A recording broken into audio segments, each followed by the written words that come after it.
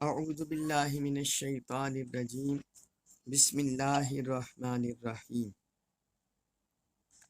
وَأَنِسْتَغْفِرُوا وَأَنِس اور یہ کہ استغفروا تم مغفرت طلب کرو۔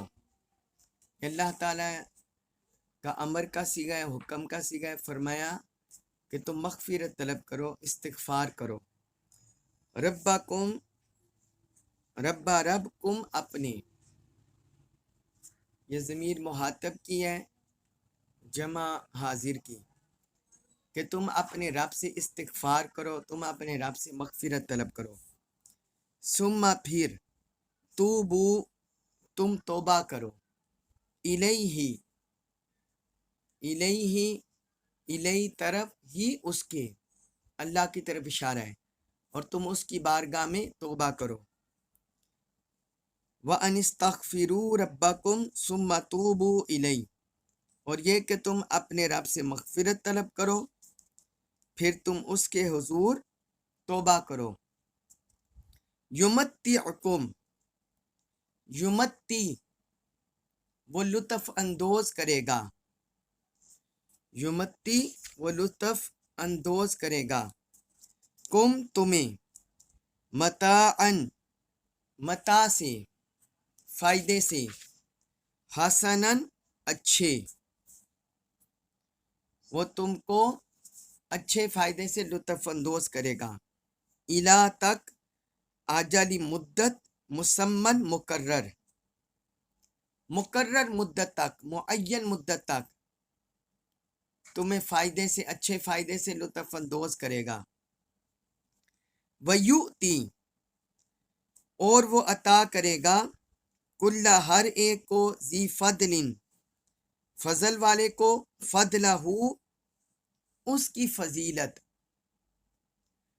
وَيُؤْتِي کل ذی فضل فضلہ اور وہ ہر فضیلت والے کو اس کی فضیلت کی جزا دے گا۔ وَإِنْ اور اگر، ان یہ شرطیہ ہے یہاں، وَإِنْ اور اگر، تولو تم نے روگردانی کی، تم پھر گئے، فَإِنِّي تو بے شک میں، اخاف خوف رکھتا ہوں، علیکم علی اوپر، کم تمہارے، وَإِنْ تَوَلَّوْا فَإِنِّي أَخَافُ عَلَيْكُمْ اور اگر تم پھر گئے تو میں تم پر خوف رکھتا ہوں، عذاب کا، یومن بڑے دن کا، کبیرن بڑے، عذاب یومن کبیر بڑے دن کے عذاب کا تم پر خوف رکھتا ہوں۔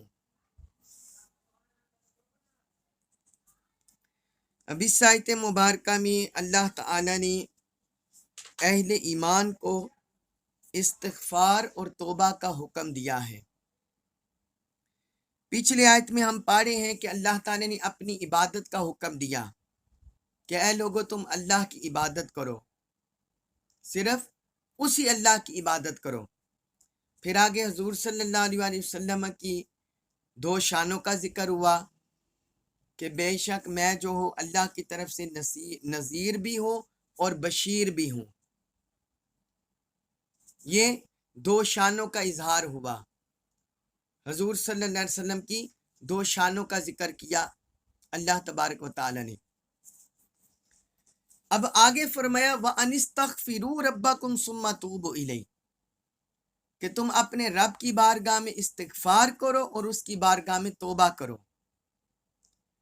مطلب یہ ہے کہ کوئی بندہ مومن، اب اللہ تعالیٰ نے تو فرما دیا کہ تم اللہ کی بارگاہ میں توبہ کرو، مگر یہاں دنیا میں کئی طرح کے فتنے ہیں، شیطان انسان کا دشمن ہے، دنیا کی خواہشات، دنیا کی محبت، دنیا کی لذتیں، یہ انسان کی دشمن ہے،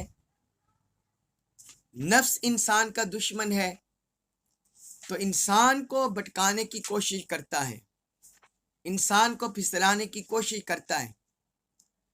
تو جب انسان سے گناہ سرزد ہوتے ہیں، رب کی بارگاہ سے دور بھاگتا ہے، دور ہوتا ہے، تو اس کا علاج اس آیت مبارکہ میں ذکر کر دیا کہ جب بھی کوئی ایسا معاملہ ہو جائے تو فرمایا پھر اپنے رب کی بارگاہ میں استغفار کر لو اور اس کی بارگاہ میں پکے سچے دل سے توبہ کر لو، تو یہ گناہوں کا مداوع ہو جائے گا۔ یہ انسان کے دل میں جو کدورت آئی، جو انسان کے دل میں سیاہی آئی، تو یہ استغفار اور توبہ اس کو مٹانے کا کام کرے گا۔ تو فرمایا تم اپنے رب کی بارگاہ میں استغفار کرو اور اس کے حضور توبہ کرو۔ یمتعکم متاعا حسنا، اس کا پھر انعام کیا ملے گا کہ وہ تمہیں اچھے انعام سے، اچھے فائدے سے نوازے گا۔ الی اجل مسمی، مقرر مدت تک۔ یہاں مفسرین نے بیان کیا کہ اس سے مراد ہے اس کی عمر میں برکت دی جائے گی، اس کے رزق میں برکت دی جائے گی، اور اس کے غم وہ ختم کر دیے جائیں گے۔ یعنی یہ استغفار اور توبہ کی برکات اس کی زندگی میں ظاہر ہوں گی، اس کی عمر میں بھی برکت ہوگی، رزق میں بھی برکت ہوگی۔ تو یہ معاملات استغفار کی برکت کے ظاہر ہوں گے۔ معین مدت سے مراد ہے دنیا کی زندگی، یعنی دنیاوی زندگی میں اسے یہ فوائد اور ثمرات ملتے رہیں گے۔ اور آگے دوسرا انعام فرمایا وَيُؤْتِ كُلَّ ذِي فَضْلٍ فَضْلَهُ، اور وہ ہر فضیلت والے کو اس کی فضیلت کی جزا دے گا۔ اس سے مراد ہے، ہر فضیلت والے سے مراد ہے کہ جو کسی نے نیکیاں کی ہوں گی، اللہ کی بارگاہ میں طاعات کی ہوں گی، حسنات کی ہوں گی، تو اللہ انعام کے طور پر انہیں جنت کے درجات، دنیا کی نعمتیں، جنت کی نعمتیں، یہ انہیں عطا فرمائے گا انعام کے طور پر۔ وَيُؤْتِ كُلَّ ذِي فَضْلٍ فَضْلَهُ، اور اس کا ایک معنی یہ بھی ہے کہ جتنا زیادہ کسی کے اعمال صالحہ ہوں گے، اچھے اعمال ہوں گے، عبادات ہوں گی، ریاضات ہوں گی، مجاہدے ہوں گے، اتنا ہی اللہ کی بارگاہ سے اسے اجر اور درجات میں اضافہ ملے گا، وہاں کسی کی کمی نہیں آئے گی۔ یہ استغفار اور توبہ کی برکات ہے۔ اس لیے یہ ہمیں حضور نبی اکرم صلی اللہ علیہ وسلم کے معمولات میں ملتا ہے کہ آپ صلی اللہ علیہ وسلم ہر روز 100 مرتبہ یا 70 مرتبہ استغفار کیا کرتے تھے، اور آپ صلی اللہ علیہ وسلم کی تسبیحات میں استغفار اور توبہ، یہ دونوں اذکار کا اکٹھا تذکرہ ملتا ہے۔ استغفر اللہ العظیم الذی لا الہ الا هو الحی القیوم واتوب الیہ، یہ بھی آپ کی سنت سے ملتا ہے۔ اور ایک استغفر اللہ ربی من کل ذنب واتوب الیہ، یہ بھی آپ کی سنت سے ہمیں ذکر ملتا ہے، استغفار اور توبہ۔ اللہ تعالیٰ نے قرآن میں کئی مقامات پر استغفار اور توبہ کو اکٹھا ذکر کیا ہے۔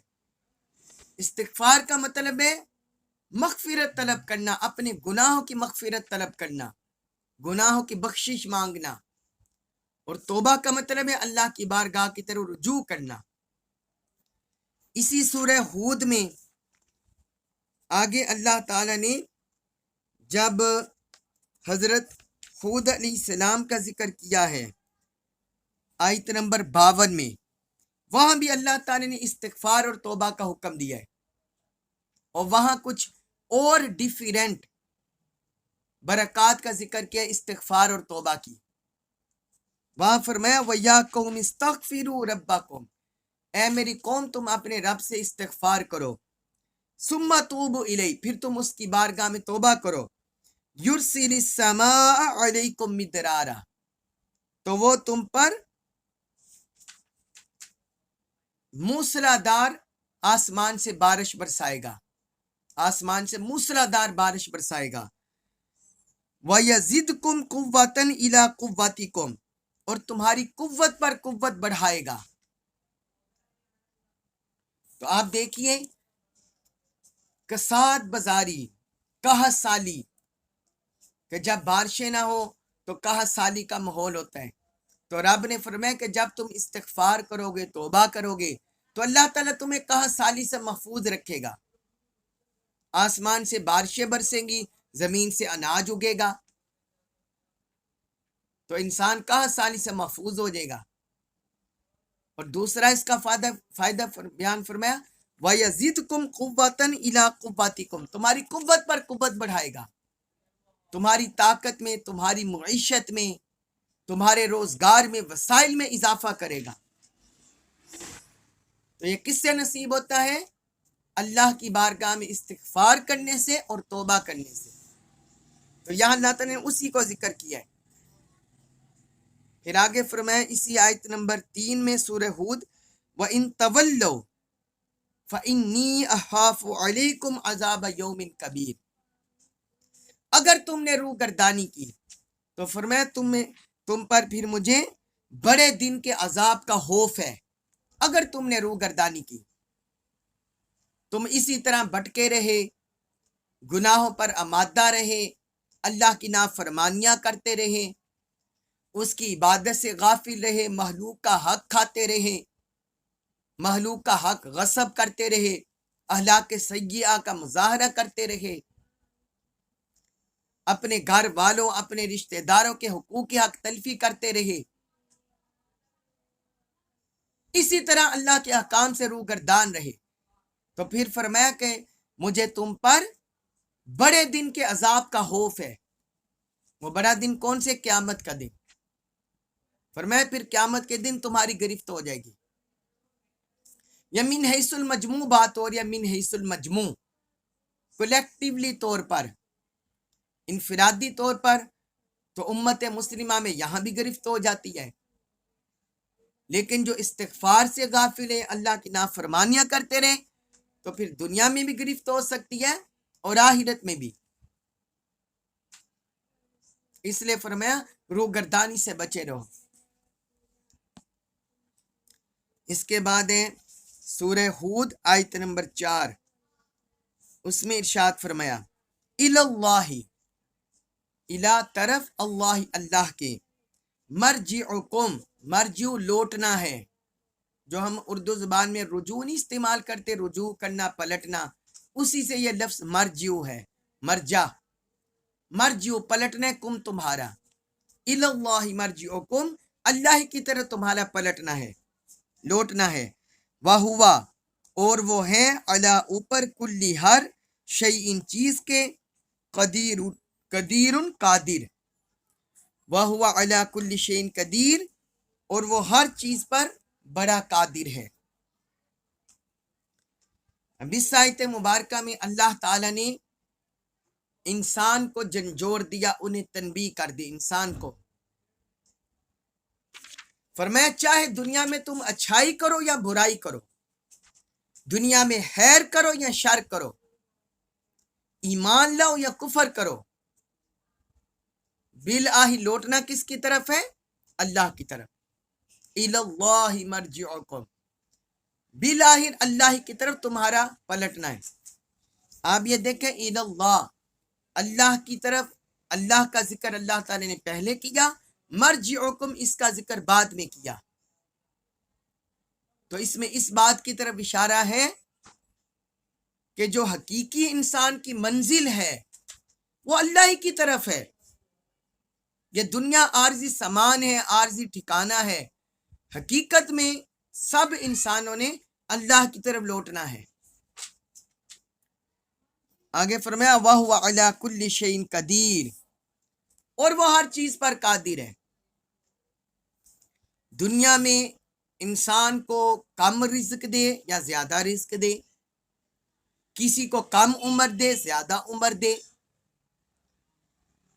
किसी को गुनाहों में ढील दे दे, मोहलत दे दे, किसी की गिरफ्त काट ले, पकड़ काट ले। اسی طرح وہ اس بات پر بھی قادر ہے کہ موت دینے کے بعد دوبارہ زندگی بھی عطا کر دے، موت دینے کے بعد انسان کو دوبارہ اٹھا دے، دوبارہ زندگی عطا کر دے، تاکہ وہ اللہ کی بارگاہ میں حساب کے لیے پیش ہو۔ تو اللہ تعالیٰ نے فرمایا وہ ہر چیز پر قادر ہے، تمہاری روحیں قبض کرنے میں بھی اور تمہاری روحیں لٹانے میں بھی، دنیا میں بھیجنے میں بھی اور اپنی طرف پلٹانے میں بھی، وہ ہر چیز پر قادر ہے۔ اس کے بعد ہے سورہ ہود آیت نمبر 5، اس میں ارشاد فرمایا الا خبردار،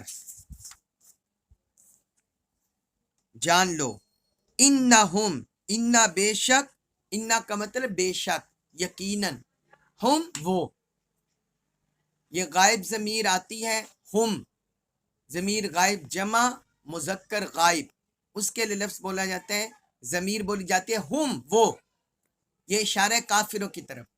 تو فرمایا انہم بے شک وہ، یسنون دوہرا کر لیتے ہیں، صدورہم اپنے سینوں کو،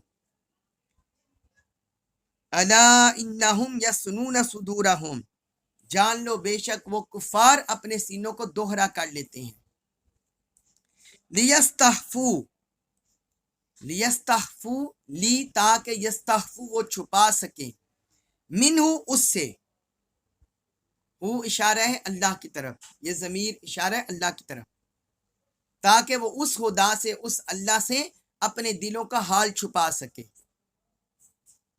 الا خبردار، غور سے سنو، ہینا جس وقت، یستغشونا وہ اور لیتے ہیں، ثیابہم ثیابہ کپڑوں کو، ہم اپنے، الا حین یستغشون ثیابہم، خبردار جس وقت وہ اپنے کپڑے اور لیتے ہیں، اپنے جسموں پر اپنے کپڑے اوڑھ لیتے ہیں، یعلم وہ جانتا ہے، اللہ جانتا ہے، ما جو کچھ، یسرون وہ چھپاتے ہیں، وما اور جو کچھ، یعلنون وہ ظاہر کرتے ہیں، آشکار کرتے ہیں، یعلم ما یسرون وما یعلنون، وہ ان سب باتوں کو جان لیتا ہے جو وہ چھپاتے ہیں اور جو وہ آشکار کرتے ہیں، انہو بے شک وہ، علیم خوب جاننے والا ہے، بذات الصدور سینوں کی باتوں کو، بے شک وہ سینوں کی پوشیدہ باتوں کو خوب جاننے والا ہے۔ اس آیت مبارکہ میں اللہ تعالیٰ نے کافروں اور منافقوں، ان کا طرز عمل، طرز حیات، اللہ کے رسول صلی اللہ علیہ وسلم کے ساتھ جو وہ رویہ رکھتے ہیں، اس کا ذکر کیا ہے، بڑے بلیغ انداز میں، بڑے بلیغ انداز میں اس کا ذکر کیا ہے۔ فرمایا الا انہم یسنون صدورہم لیستحفوا من، جان لو بے شک وہ کفار اپنے سینوں کو دوہرا کر لیتے ہیں تاکہ وہ اس خدا سے اپنے دلوں کا حال چھپا سکیں۔ یعنی یہ جو کفار منافقین ہیں، یہ جب حضور کی بارگاہ میں آتے تو اس وقت اپنے ایمان کا اظہار کرتے، کہتے کہ ہم مومن ہیں، لیکن حقیقت میں ان کے دلوں میں بغض چھپا ہوا ہوتا۔ تو جو ان کے سینے کی کیفیت، ان کے دل کی کیفیت ہوتی، اللہ تعالی نے اسی کا ذکر اس آیت میں کیا ہے۔ فرمایا وہ اپنے سینوں کو دوہرا کر لیتے ہیں، جس طرح کسی چیز کو چھپانے کے لیے کپڑے کو نہیں دوہرا کر لیتے، کوئی چیز کپڑے میں رکھیں اور اس سے دوہرا کر لیں ایسے تاکہ وہ چیز اس میں چھپ جائے، نظر نہ آئے۔ تو اللہ تعالیٰ نے یہی ان کے سینے کی کیفیت کا ذکر کیا کہ وہ اپنے کفر کو اپنے نفاق کو جو ان کے سینوں میں ان کے دلوں میں چھپا ہوا ہے وہ اللہ سے چھپانے کی کوشش کرتے ہیں۔ بظاہر یہاں معاملہ ان کا رویہ حضور صلی اللہ علیہ وسلم کے ساتھ تھا، اللہ تعالیٰ کے ساتھ تو ڈائریکٹ معاملہ نہیں کر رہے تھے، حضور کے ساتھ ایسا کر رہے تھے۔ تو جو وہ اللہ کے حبیب صلی اللہ علیہ وسلم کے ساتھ دھوکہ دہی کر رہے تھے، اپنے ایمان کو چھپا رہے تھے، تو رب نے اپنے حبیب کو دھوکہ دینے کو اپنی طرف منسوب کیا۔ یہ شان رسالت مآب صلی اللہ علیہ وسلم ہے۔ فرمایا میرے مصطفیٰ کو دھوکہ دیتے ہو، میرے حبیب کو، میرے رسول کو دھوکہ دیتے ہو، اور ان سے اپنے کفر چھپاتے ہو۔ تو فرمایا یہ حقیقت میں تمہارا رب کو دھوکہ ہے، تو اللہ تعالیٰ نے اسے اپنی طرح منسوب کیا۔ اور آگے فرمایا الا حین یستغشون ثیابہم، آگے اللہ تعالیٰ نے اس سے بڑھ کر بات فرما دی، فرمایا خبردار جس وقت وہ اپنے کپڑے اوڑھ لیتے ہیں، یستغشون اوڑھنا، ڈانپ لینا، اپنے کپڑے ڈانپ لیتے ہیں، اپنے کپڑے سے ڈانپ لیتے ہیں اپنے جسموں کو۔ جب انسان اپنے جسم کو ڈانپ لیتا ہے، کپڑوں سے اپنے بدن کو ڈانپ لیتا ہے، تو انسان کے پھر جو اندرونی جسم ہے وہ نظر نہیں آتا۔ تو اللہ تعالیٰ نے فرمایا کہ جب یہ کپڑے پہن لیتے ہیں اپنے جسموں پر، یعلم ما یسرون وما یعلنون، تو اللہ اس وقت بھی جانتا ہے جو کچھ یہ چھپاتے ہیں اور جو کچھ ظاہر کرتے ہیں۔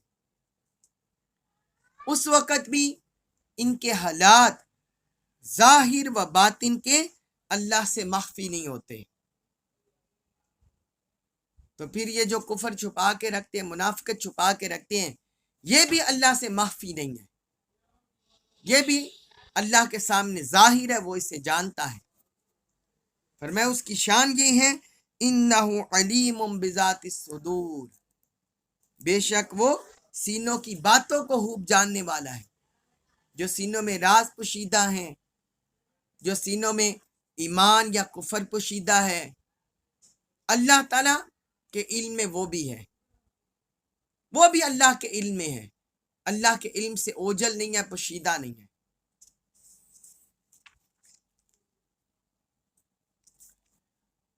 اس کے بعد 12واں پارہ شروع ہو رہا ہے سورہ ہود کی آیت نمبر 6۔ اس کا مضمون بھی پچھلی آیتوں کے ساتھ ہے، اس لیے ہم یہ بھی آیت مبارکہ پڑھ لیتے ہیں۔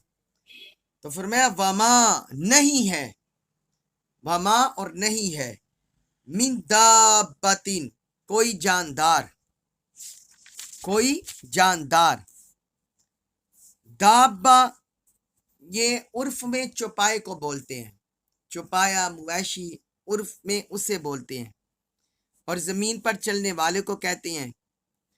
اور یہاں اس سے مراد ہے جاندار، خواہ وہ مذکر ہو یا مؤنث،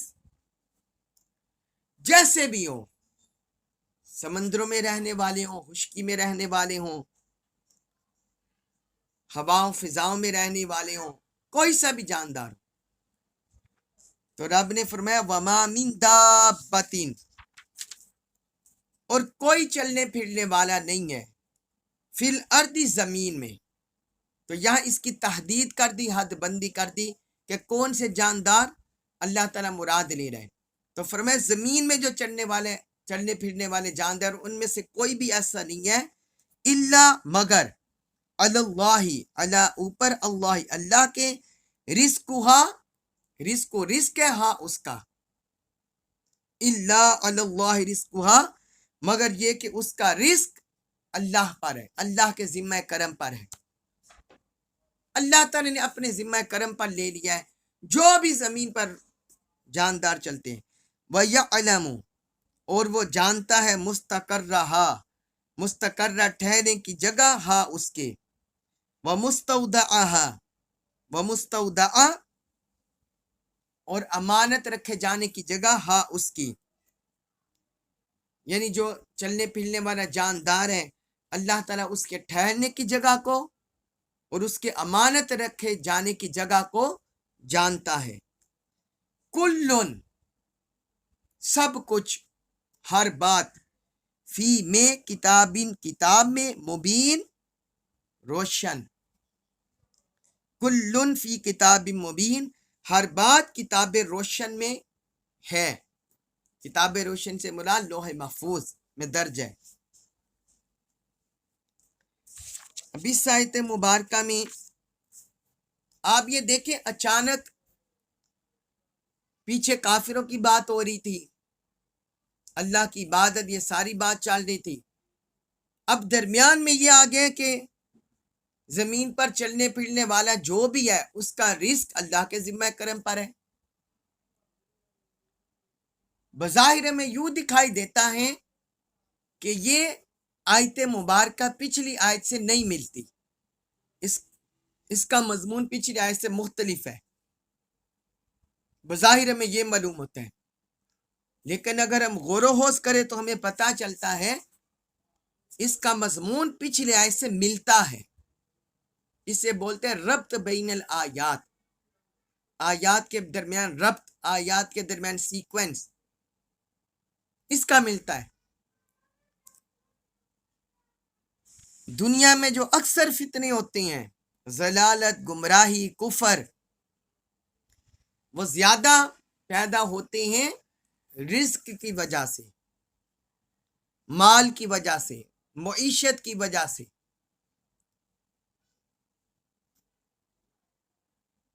اکثر جو دنیا میں انبیاء کرام تشریف لائے تو جو ان کی قوم باغی ہوئی، وہ اسی مال و دولت کی وجہ سے باغی رہی۔ دنیا کی محبت، چاہت، اس کے مفادات کی وجہ سے۔ تو چونکہ پچھلی آیت میں کافروں کا ذکر ہوا، ان کو تنبیہ کی، اور کفر پر جو انسان اڑے رہتا ہے، اللہ سے باغی ہوتا ہے، اللہ کی طرف نہیں آتا، تو اس کی بنیاد بھی بیسیکلی یہ مال ہی ہوتا ہے، طلب رزق ہی ہوتا ہے۔ اس لیے آگے اللہ تعالیٰ نے فرما دیا کہ تم کیوں مال کے پیچھے، دولت کے پیچھے، رزق کے پیچھے اللہ تعالیٰ کے احکام کو، اس کے دین کو، ایمان کو کیوں چھوڑتے ہو؟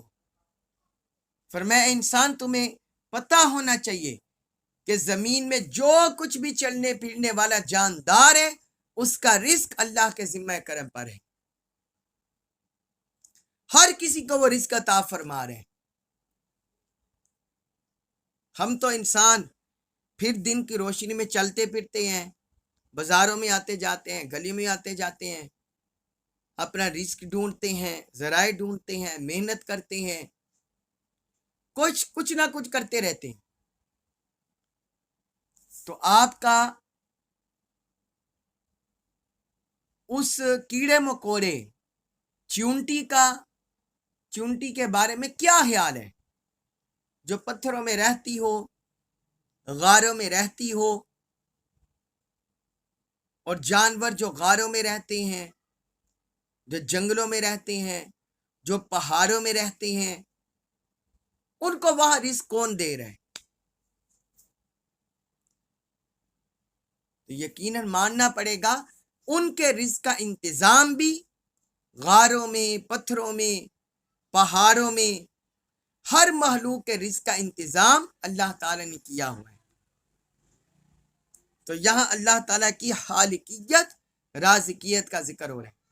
فرمایا انسان تو مال کی وجہ سے، رزق کی وجہ سے کیوں کفر اختیار کیے ہوئے ہیں؟